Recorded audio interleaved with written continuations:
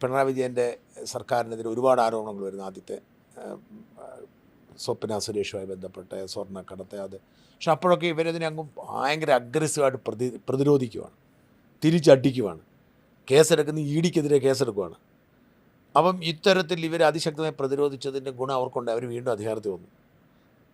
ഞാൻ പറഞ്ഞത്, അതേസമയം ഉമ്മൻചാണ്ടി സാറ് നിശബ്ദത പാലിച്ചു എന്നുള്ള പ്രശ്നം. നിങ്ങൾ ആരും പ്രതിരോധിക്കാറില്ല. ഒരുപക്ഷെ കോൺഗ്രസ് പാർട്ടിയുടെ ഒരു കുഴപ്പം കൂടി ആവാം അല്ലേ, സി പി എമ്മിനെ വരില്ല ഒരുമിച്ച് നിൽക്കുന്ന ഒരു.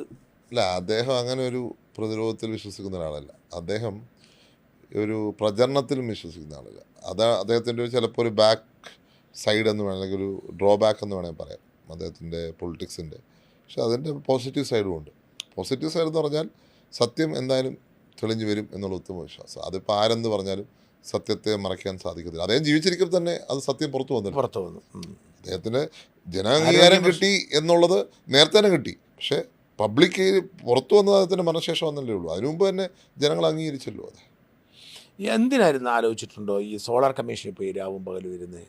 അത് തെറ്റായിരുന്നു തോന്നിയിട്ടുണ്ടോ? ആവശ്യമില്ലാത്തൊരു കാര്യമായിരുന്നു. അത് ഇപ്പം നമ്മൾ തിരിഞ്ഞു പോയിട്ട് കാര്യമുണ്ടോ?